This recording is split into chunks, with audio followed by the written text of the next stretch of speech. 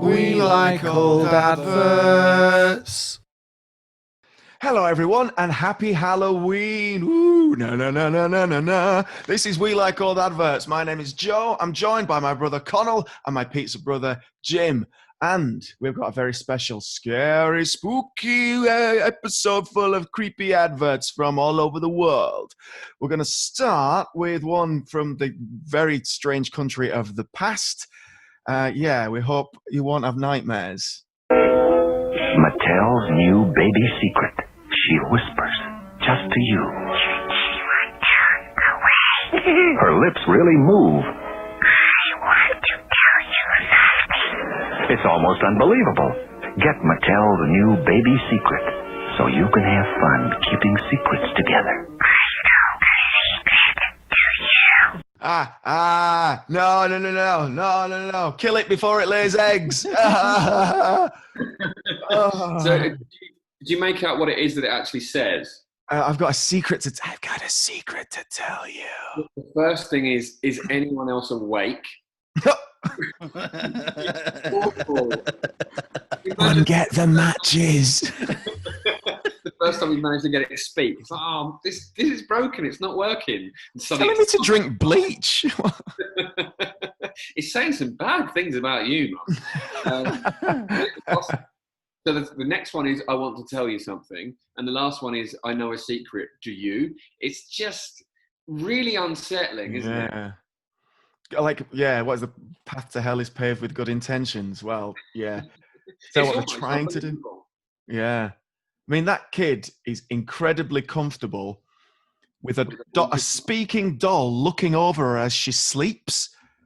If I woke to a whispering doll creeping over my bed, I'd stamp on it until I stopped crying. Yeah. What if someone bought it for you? That makes it seem like even more of a curse. Presumably this kid doesn't have a job and an independent income. The 50s, who knows? Yeah, who knows? But that's not nice, is it? That's why there's so many old toy adverts like this where what's so creepy about them is that they weren't supposed to be creepy. You know, they're utterly sincere, but that is terrifying. But that is objectively terrifying. I never really understood dolls when I was a kid. Like, why would you want something that's just like a pretend version of you from like 3 years ago? Why would you want that? Yeah, it is quite weird, isn't it? I suppose it's actually quite a patriarchal thing, isn't it? It's to instill the idea in very young girls that their value is as a mother. And it's to just kind of continue the status quo. It's actually quite dark. But, I mean, that's bad enough. Don't also make them cursed. Yeah. Like, I want to eat your brains. It's very Resident Evil, isn't it? The doll. Unless does she actually tell any secrets, or is it all just those like lines before it? It's harvesting secrets, isn't it? Yeah, the like vinegar strokes of a secret. I've got a secret. Do you want to know it? Yeah, I'd love to know it. I want to tell you something. Go on then, tell us. It's a great way to. It's a great way to raise a secretive child as well. It's like, don't worry about openness and honesty, little Donna. You go talk to your doll. What's the lesson of this doll? Like, keeping stuff from people is good. But that's the last thing you want to. Thing you want to teach a kid. There's all kinds of terrible people around who you should be grassing. It's weird. I don't want one. No, I don't want one. It's scary. This is a scary episode. So you want a Bradford City shirt, Joe. I love that. Yeah, because it was the closest thing I had to a pumpkin. Very good. And the blood of Carrie. Yeah, so there we go. I've got a skull, so I'm kind of heavy lifting over here. You are. You did really well, mate. Okay, we're going to move on to our second advert now. It's all the way from Japan. It is an actual horror film, and this is a little disclaimer beforehand. There is a huge jump scare in it, okay? If you're watching with kids, maybe fast forward this one. We're just putting it out there. This is on them, not us. It's a very, very scary advert. So, yeah, you've been warned, okay? Please, whatever you do, don't sue us.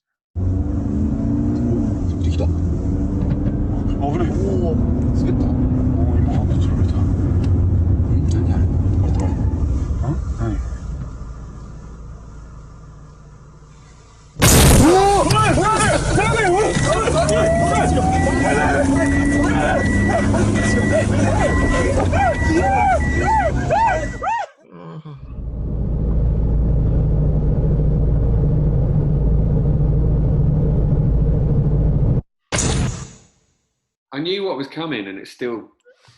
It's very sudden, isn't it? Yeah, it's genuinely frightening. It's for tyres, for Japanese Oh, well, tyres. I don't think it's an advert for anything. It's just a well-executed jump scare. How is that for tyres? Yeah. It's also They got away from her, didn't they? They reversed really well. If they'd had worse tyres, she'd have eaten them.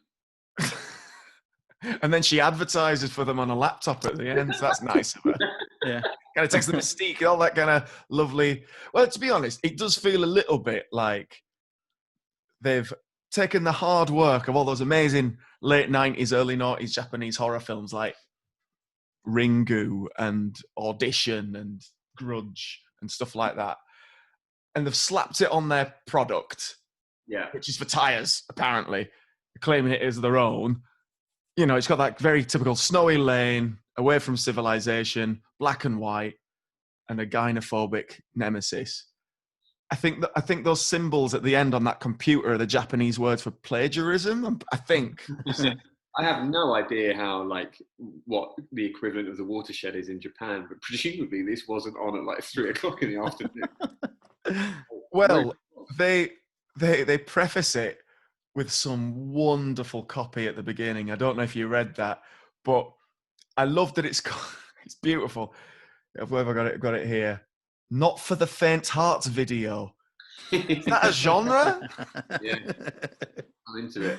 What were they driving through? Like a swarm of moths or something? That's what it looked like. Yeah, very mothy. It's a very mothy weather today in Japan.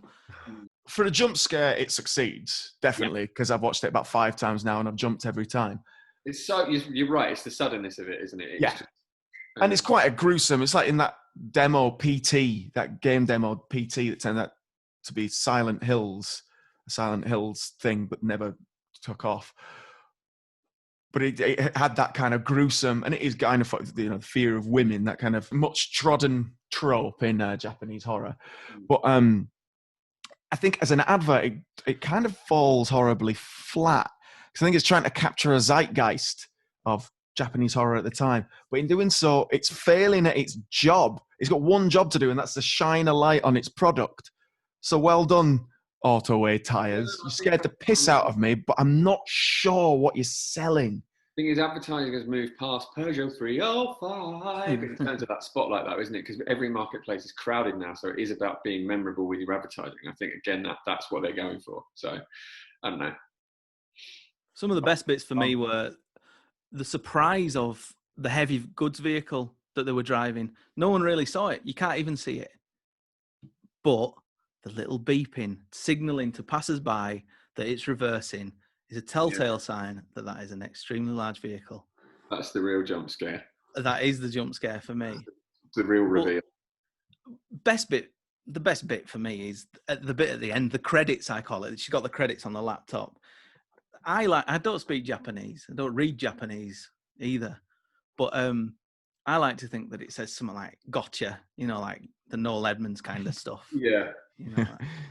Maybe it's a reference to that sort of show. Where's the laptop as well? Before her jump scare, she wasn't holding it behind her body where she to hide it, or just left it in the snow somewhere, snow/moths. I suppose Ringu has the videotape, doesn't it? It's all on VCR. So I don't know. Is it that much of a leap? Yeah. Maybe she was just doing a bit of work on the move. Yeah. Excel spreadsheet. And our third one is almost like an excerpt from an infomercial. I'm not quite sure. And it's that kind of extract quality that I think gives it a real scary edge. And the product. Well, how does this mask do that?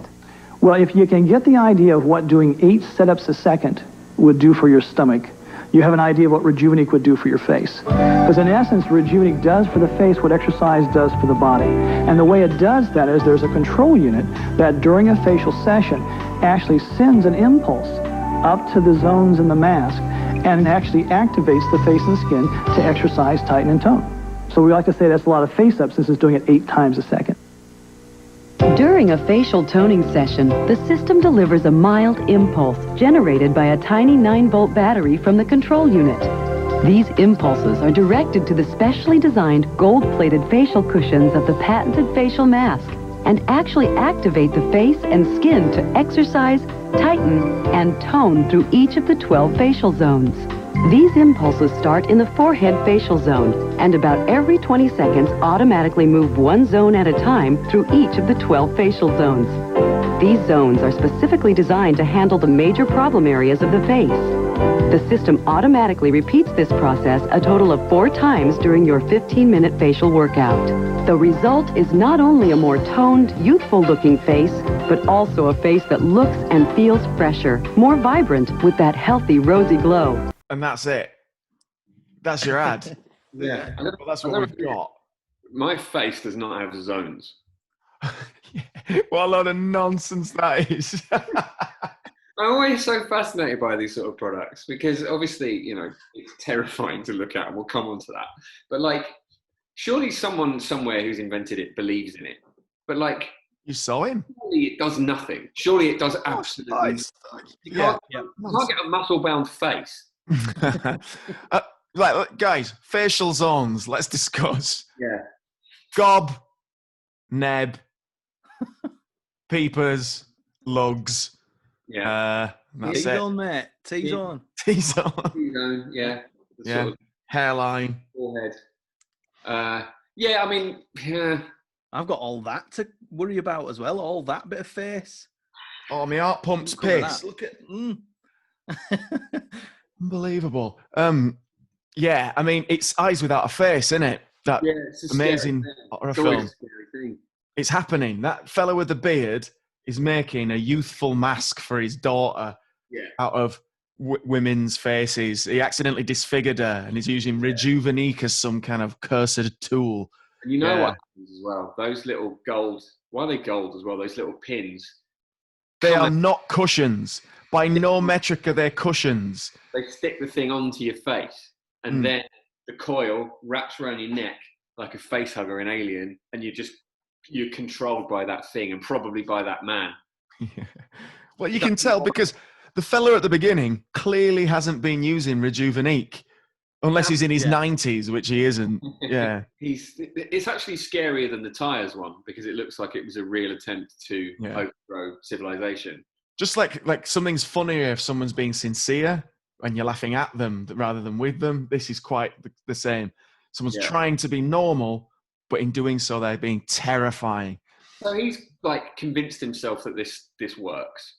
Of course, yeah. Well, he's earning money from it if it does. So yeah, I mean, but this is what fascinates me about this process. Like, how has he got it to market in the first place when it's clearly so mad? It's clearly so mad. Or maybe he just spent loads of money on it and spent loads of money on infomercials and it completely flopped because, of course, it absolutely must. But Jim, Rejuvenique does for your face what 8 sit-ups a second would do for your stomach. Kills you. Yeah. Of course it does. There's no one surviving that. Did you notice as well that he referred to it as face-ups later on in the advert? So we like to say that's a lot of face-ups. This is doing it 8 times a second. Like sit-ups, but face-ups. Do we all have a go at a face-up? Thing. I don't know where you start, really. I think we might have just hit our low point. I think I got one in, I think. Feels like it. Anyway, I'm youthful. I couldn't do 8 of those a second. Yeah, because apparently it does for your face what exercise does for the body. And it does as well. It also does for the neighbours if they see you what that hotel did for Jack Nicholson. Oh, that's good. I mean, exercising your body, has an effect on your face, doesn't it? Like it already does that. You don't need the horror movie mask. I've seen this episode of Twilight Zone before. It's where she does it so much that she can't take it off and she just ends up throttling her niece or something like that. Yeah. It's a good episode. The scariest bit is when it's looking at the eye through the hole like that and it doesn't blink like she's being gagged like...